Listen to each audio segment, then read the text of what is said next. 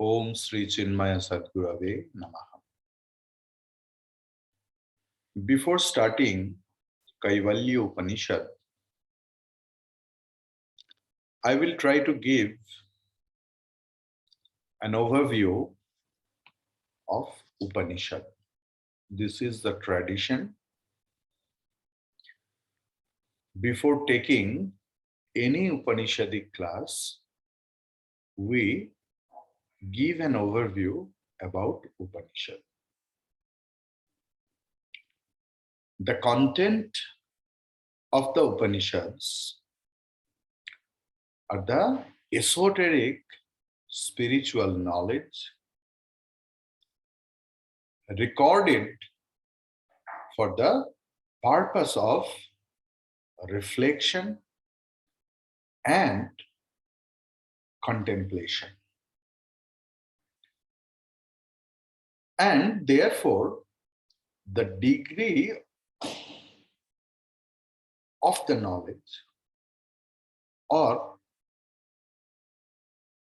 the deeper a man dives into the significances of the passages during his meditation upon, then the greater shall he discover their hidden meaning.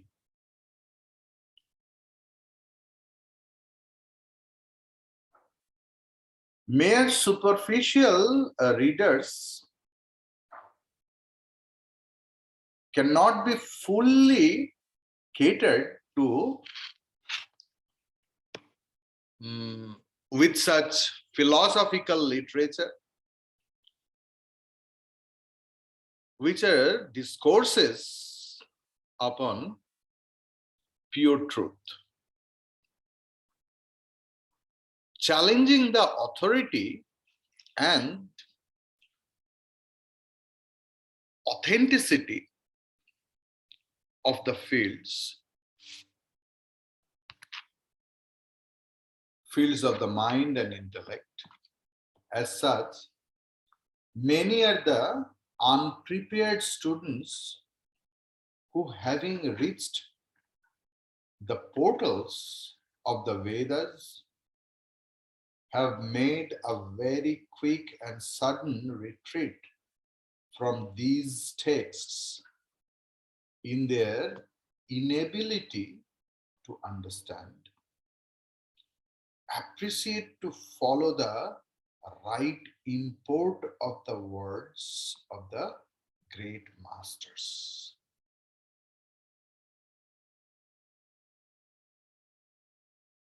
The authors of the Upanishads are unknown, and Vedaha Apaurushaya. Ved Apaurushaya. We Sanatanis believe that Vedas are the breathing of the Supreme Soul, Supreme Reality. There were many times dissolution happens, Pralaya, when the whole universe, the whole creations was just vanished. Again it came up, retained for some million, billion years. Again it shrinked, again appeared. But the Vedas are saying, in each and every creation, in each and every kalpa, the Vedas are saying. So nobody is the author of the Veda. It is then of divine origin. This is a view based on sheer faith, and it cannot come to command universal acceptance. We find Patanjali Maharshi in his Bhashya pointing out how Panini Maharshi has made the fine distinction between Tena Proktam, spoken by him, and Tena Kratam, made by him. The Vedas are Proktam,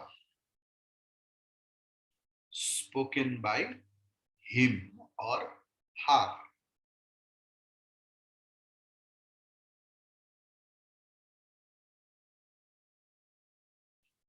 The latter is used only with reference to books dealing with material topics and phenomenal themes. The Brihadaranya Upanishad, we find that the Vedas are described as breathed out, nishvashitam, by the Supreme Self. Supreme reality also used.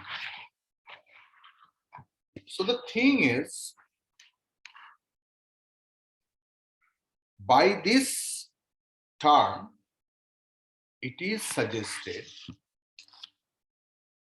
that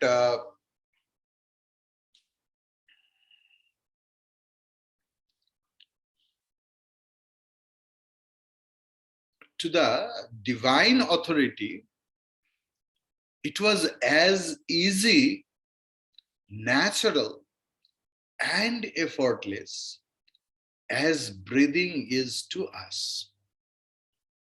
We need effort to control the breath. That is called pranayama. Several types of pranayama are there, and you know very well about it. You are expert in it. But 24 hours doing pranayama is not possible. Because for pranayama, we need effort. Suppose we have to close this nose, close that nose. We have to restrain the breathe for some times. Then, there are a lot of things. Then Khechara Mudra is there and all those things. But our breathing is absolutely effortless. We don't put any effort to breathe. So Veda is the effortless expression of the Supreme God, you can tell.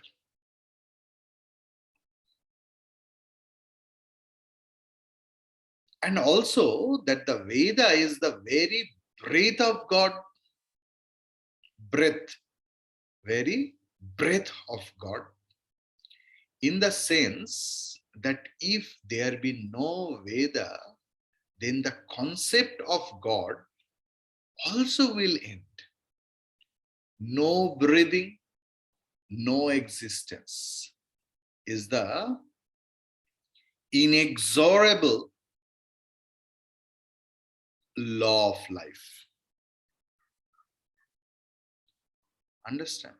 If someone has stopped breathing, means this is the sign of lifelessness. Vedas are the eternal books of knowledge of the Sanatanis, Vaidikas, and they are compiled and edited in the book form in 4 distinct volumes. But please, you should know, from our childhood, We were taught wrongly that there are four Vedas. No, please, you are the student of the Upanishads. Veda is only one. There is only one Veda. To preserve it properly, to teach it properly, Veda Vyasa. Vyasa means segregation. So, who segregated, distributed the Veda, he is Veda Vyasa. His actual name is Vadarayana. So he made or he divided the Veda into four parts and distributed it his two responsible students. And those four Veda is Rig Veda, Yajurveda, Samaveda, and Atharva Veda. Each of these Vedas have in them three distinct divisions as Mantra Bhaga, the Brahmana Bhaga, and the Upanishads. These divisions are made according to the themes discussed therein. Towards the end of each of the four books are appended the Upanishads. It is a common concept that because we call it Vedanta, Veda Anta, Vedasya Anta, or Vedanam Anta, Vedanta. But it's not. Anta doesn't mean always the end portion or the last portion. Okay, so what does it mean? Anta means the gist, saramsha,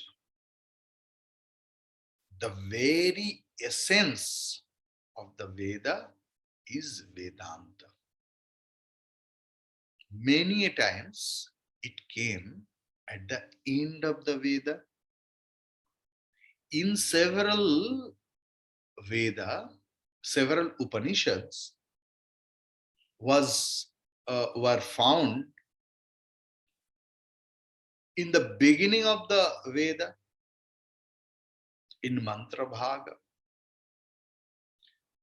Some Upanishads were found in the middle part of the Vedas, means in Aranyaka part, like Brihadaranyaka Upanishad.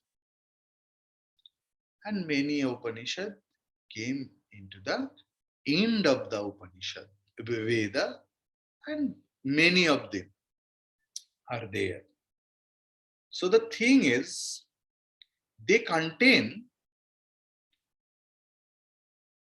the fiery declarations of realized truth made by the masters who have tried to capture the infinite in a web of finite words.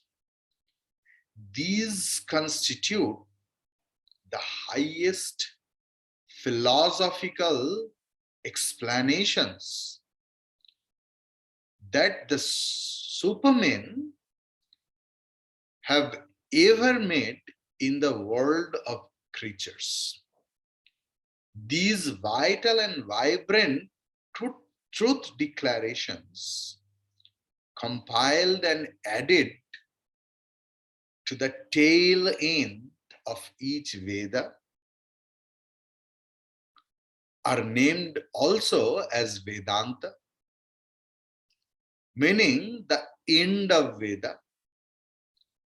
Both metaphorically and literally, it is true, for these represent metaphorically the fulfillment of knowledge as well as literally constitute the concluding portions of the immortal textbook called the Vedas.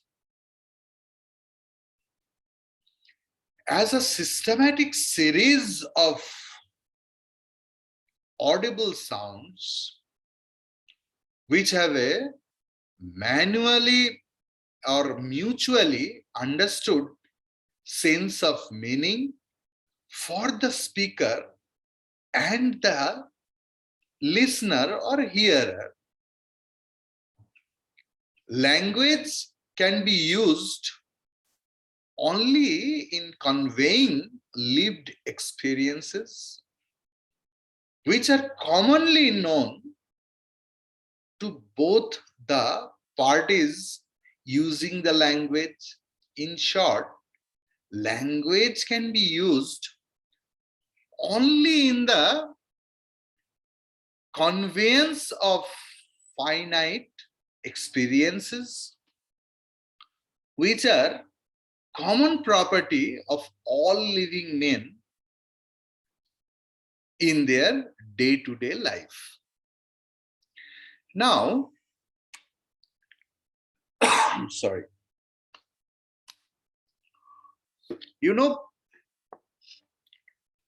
at best, a language can hope to express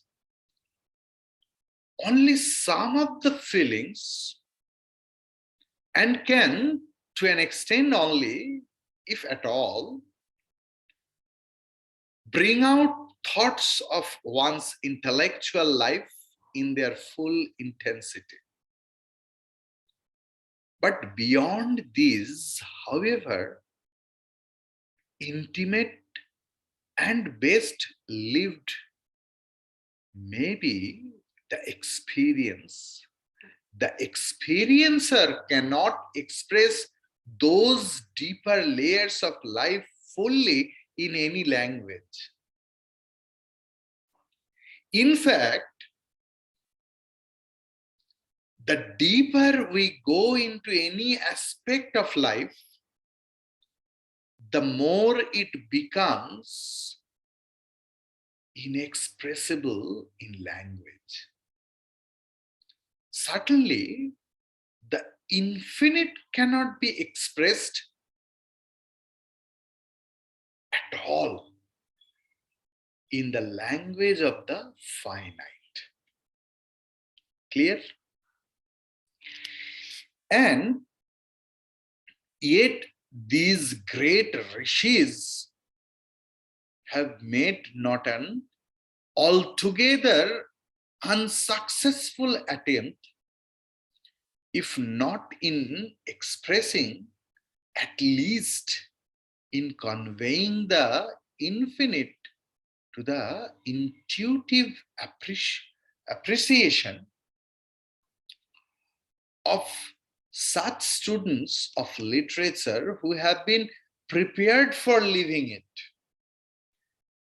The impossible has been thus rendered possible because of the suggestiveness of the words and not because of the literal meaning of the words. Therefore, we find that the Upanishads, when read with a mere dictionary understanding of the language, lands us in confusion actually. That is why I always tell my students, please don't try to study Upanishad alone, at least in the beginning of your sadhana. Should listen from a bona fide master or who has a lineage, who has a parampara. And what is the parampara? Sadashiva Samarambham Shankaracharya Pariyatam. Shankaracharya Madhyama. So that tradition started with Bhagavan Shiva, Lord Shiva. In between, Adi Shankaracharya ji is there, and Asmad Acharya Paryantam, till my own teacher. So there is a Guru Parampara, started from Bhagavan Shiva. So, if anyone starts reading the Upanishads by his own, even Gita also, even Bhagavad Gita also, if anyone starts reading by his own newly, I'm not telling that who has studied earlier from several acharyas, they will not study Bhagavad Gita alone. But who is starting actually? If he starts studying Vedanta by his own, it lands in confusion, non-understanding, and misunderstanding. Hari Om Tat Sat.